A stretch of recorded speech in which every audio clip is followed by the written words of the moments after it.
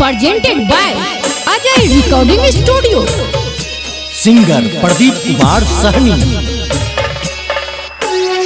बारा रे जतना से दौरा सजलिए हो, दौरा मांगलिए हो, उहो दौरा छठी माई के जाए, उहो दौरा छठी माई के जाए। बारा रे जतना से हमें दौरा सजलिए हो, दौरा सजलिए हो, उहो दौरा छठी माई के जाए, उहो दौरा छठी माई के जाए।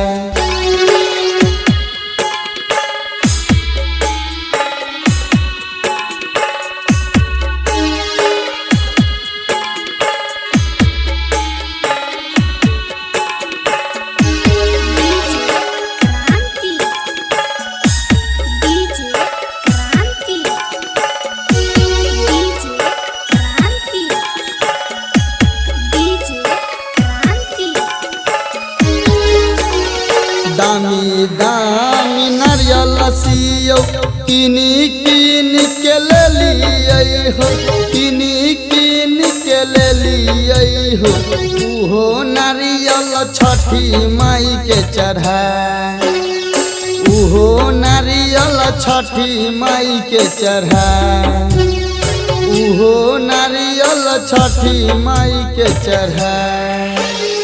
बारा रे जतना से हम घाट सजलिए हो, घाट सजलिए हो, उहो घाट छोबे छठी माई, उहो घाट छोबे छठी माई।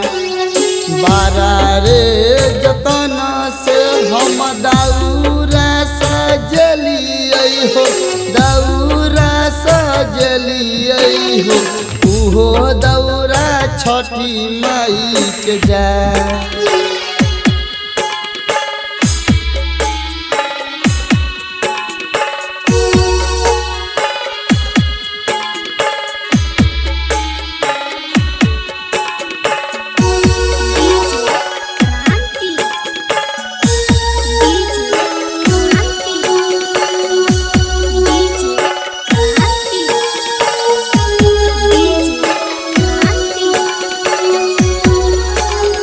राइटर प्रदीप गाबै हो गीतिया, छठी माई जी के गीतिया हो, उहो गीतिया छठी माई के सुनाए, उहो गीतिया छठी माई के सुनाए। राइटर प्रदीप लिखै हो गीतिया, भैया लिखै हो गीतिया हो, उहो गीतिया छठी माई के सुनाए, उहो गीतिया छठी माई के सुनाए, उहो गीतिया छठी माई के सुनाए।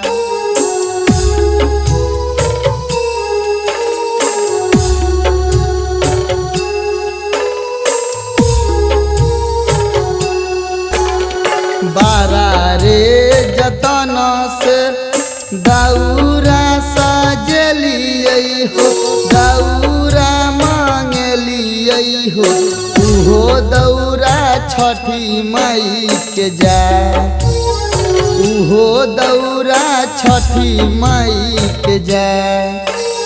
बारा रे जतना से हम दौरा सजलिए हो, दौरा सजलिए हो, उहो दौरा छठी माई के जाए, उहो दौरा छठी माई के जाए।